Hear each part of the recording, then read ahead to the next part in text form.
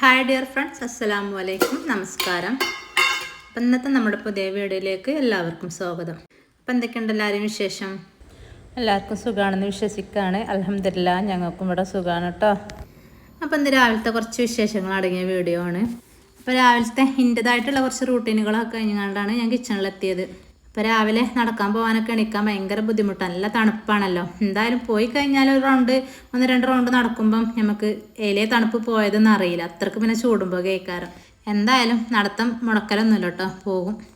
ഞാനന്ന് നമുക്ക് ബ്രേക്ക്ഫാസ്റ്റ് ആയിങ്ങാണ്ട് ഇഡ്ഡലി കേട്ടോ. അപ്പോൾ ഞാൻ ഇഡ്ഡലിക്ക് മാവൊക്കെ തലേന്ന് രാത്രി തന്നെ അരച്ച് വെച്ചിരിക്കണം. അപ്പോൾ നമുക്ക് ഇഡ്ഡലിയൊക്കെ ഒന്ന് ചുട്ടെടുക്കാം. അപ്പോൾ പാത്രം ഞാൻ ഇഡ്ഡലിയൊക്കെ നമ്മൾ എപ്പോഴെങ്കിലും എല്ലാം ഉണ്ടാക്കുള്ളൂ. അപ്പോൾ ഞാൻ റാക്കിൻ്റെ മുളക്കെടുത്തേക്കലാണ്. അപ്പോൾ അതൊക്കെ ഒന്ന് എടുത്തുകൊണ്ട് കഴുകിയിട്ട് നമുക്ക് ഇഡ്ഡലി ചുട്ടെടുക്കാം. അപ്പോൾ നമ്മൾ ചാക്കയിലും പച്ചരിയും വെച്ച് കണ്ടുള്ള ഒരു ഇഡ്ഡലിൻ്റെ റെസിപ്പി ഞാൻ ഇതിന് മുന്നേ കുറേ മുന്നേ വീഡിയോ ഇട്ടീനി. ആ റെസിപ്പിയാണ് കേട്ടോ. നല്ല അടിപൊളി സോഫ്റ്റായ ഇഡ്ഡലിയാണ്, കഴിക്കാനും നല്ല രസമാണ്, അതേപോലെ നല്ല സ്മൂത്തുമാണ്. ഇത് വെള്ളിയാഴ്ച എടുത്ത വീഡിയോ ആണ് കേട്ടോ. അപ്പോൾ വെള്ളിയാഴ്ച ദിവസത്തെ വിശേഷങ്ങളാണ് ഇതിൽ കാണിക്കുന്നത്. രാവിലെ മക്കൾക്കൊന്നും മദ്രസില്ലല്ലോ, അപ്പോൾ സാവധാനം മതി.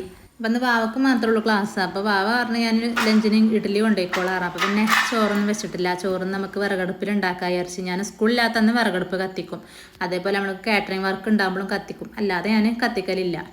പിന്നെ ഇപ്പോൾ ഉച്ചക്കൊക്കെ മക്കളുണ്ടാവില്ലല്ലോ, രാത്രി മാത്രമല്ലേ ഉണ്ടാവുള്ളൂ. അപ്പോൾ കുറച്ച് ചോറ് മതി. അപ്പോൾ പിന്നെ ഞാൻ കുക്കറിലിടും. നല്ല വേവുള്ള അരിയാണെങ്കിൽ കുക്കറിലിടും, അല്ലെങ്കിൽ റേഷൻ അരി ആണെങ്കിൽ ഒന്ന് തിളച്ചാൽ പോകുമല്ലോ. അങ്ങനെ നമുക്ക് ഇഡ്ഡലിയൊക്കെ ഒന്ന് ചുട്ടെടുക്കാം.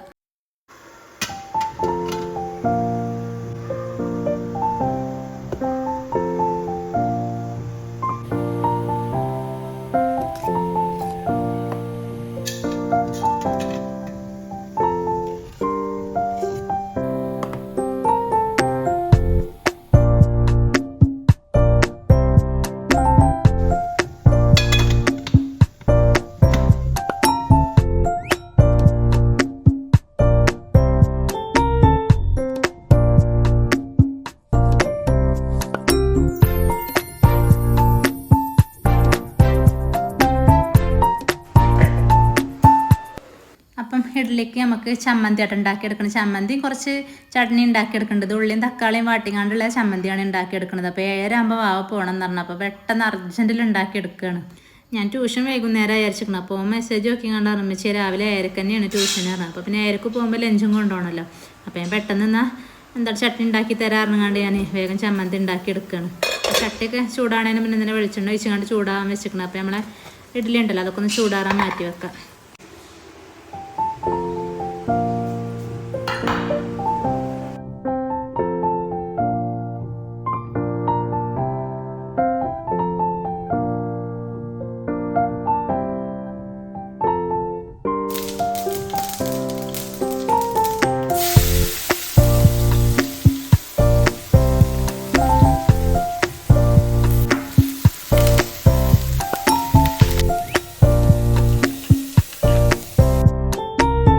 കടുകൊക്കെ പൊട്ടി വന്നപ്പം 2 സവാള കട്ട് ചെയ്തത് ഇട്ടെടുത്തു. ചോപ്പറിലിട്ട് കണ്ടാണ് കട്ട് ചെയ്തത്.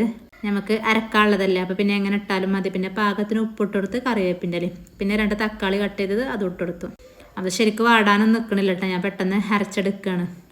ഇനി നമുക്കിതൊക്കെ പൊടികളും കൂടി ഇട്ട് കൊടുക്കണം. അപ്പോൾ അതൊക്കെ ഒരു നെല്ലിക്ക വലുപ്പത്തിലുള്ള കുറച്ച് പുളി ഇട്ട് കൊടുത്തിക്കണം. അതേപോലെ 2 സ്പൂണ് കാശ്മീരി മുളക് പൊടിയും ഒരു 1/2 സ്പൂണ് മഞ്ഞൾപ്പൊടി ഇട്ടുകൊണ്ട് നല്ലോണം വഴറ്റി കൊടുക്കുക. അപ്പോൾ ഇതിൻ്റെ പച്ചക്കുത്ത് മാറോളം ഒന്ന് വഴറ്റി കൊടുത്തിട്ട് മിക്സിൻ്റെ ജാറിലിട്ടുകൊണ്ട് അടിച്ചെടുക്കുക, അത്ര തന്നെയുള്ളൂ. പിന്നെ നമുക്ക് ഇനി തൂമിച്ചെടുക്കണമെങ്കിൽ വറ്റൽമുളകും കടുകും കറിവേപ്പിൻ്റെ ഇലയൊക്കെ ഇട്ട് തൂമിച്ചെടുക്കണമെങ്കിൽ അങ്ങനെ എടുക്കട്ടോ. എനിക്ക് പിന്നെ അതിനൊന്നും ടൈമില്ല, ഞാൻ ഇങ്ങനെ തന്നെ എടുക്കുകയാണ്. നമ്മളൊന്ന് ജസ്റ്റ് വാട്ടി അരച്ചതാണല്ലോ, അതുകൊണ്ട് തൂമിച്ചെടുക്കണില്ല. അപ്പോൾ കണ്ടോ നമ്മളെ ഇഡ്ഡലിൻ്റെ സോഫ്റ്റ്, നമ്മളെ ചാക്കരിയും പച്ചരിയും കൂട്ടിങ്ങാണ്ട് തിളച്ച വെള്ളം ഒഴിച്ചങ്ങാണ്ട് അരച്ചെടുക്കണ ഇഡ്ഡലിൻ്റെ റെസിപ്പിയാണ് കേട്ടത്. ഞാനത് കാണിച്ചതാണ്. അപ്പോൾ കാണാത്തവരൊക്കെ ഉണ്ടെങ്കിൽ ഒന്ന് ചെക്ക് ചെയ്ത് നോക്കണ്ടിട്ടോ.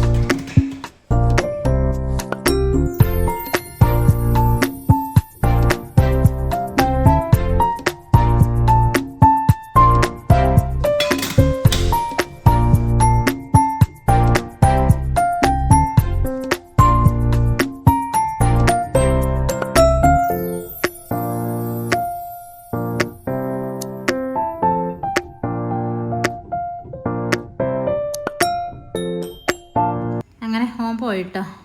അപ്പോൾ നമുക്ക് വിറകടുപ്പൊക്കെ ഞാൻ കത്തിച്ചിരിക്കണം. അപ്പോൾ ചോറിനുള്ള വെള്ളമൊക്കെ ഒന്ന് അടുപ്പത്ത് വെച്ച് കൊടുക്കാം. അപ്പോൾ വാവ മാത്രമേ ചായ കുടിച്ച് പോയിട്ടുള്ളൂ. അപ്പം ഇനി നമുക്ക് കുറച്ച് ചട്നി ഉണ്ടാക്കിയെടുക്കണം.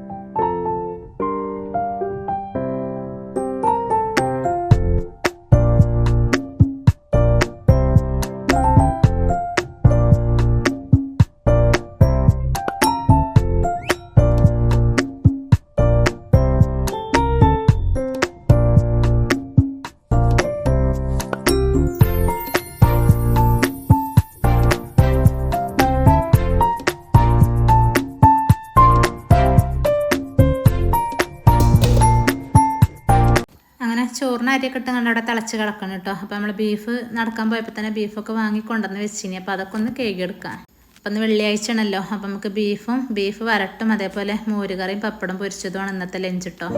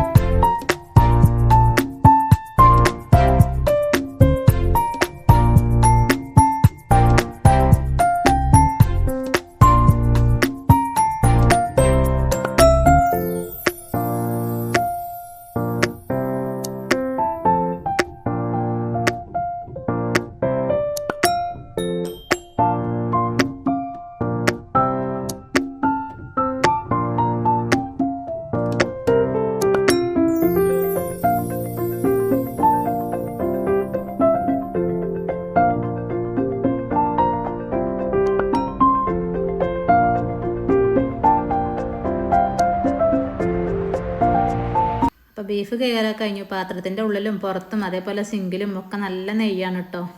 അതൊക്കെ ഒന്ന് കഴുകിയെടുക്കട്ടെ.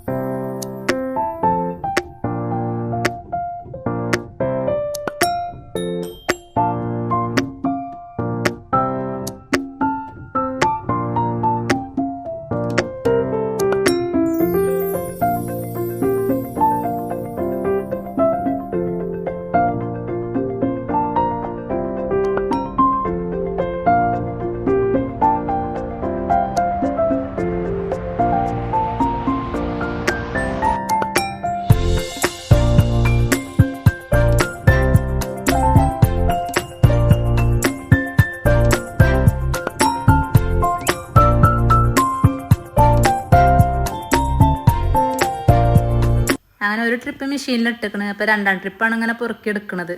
അപ്പോൾ മക്കൾ കഴിച്ചിട്ടത് ഞാൻ ആ ഭാഗത്തുണ്ടാവും. അപ്പോൾ അങ്ങനെ അതൊക്കെ പൊറുക്കിയെടുക്കുമ്പം രണ്ടാമത്തെ ട്രിപ്പും ഫുള്ളാവും. അങ്ങനെ എനിക്ക് അലക്കാൻ ഇഷ്ടം പോലെയാണ്. ദിവസം 2 ട്രിപ്പും 3 ട്രിപ്പൊക്കെ മെഷീനിലിട്ട് അലക്കാനുണ്ടാവും.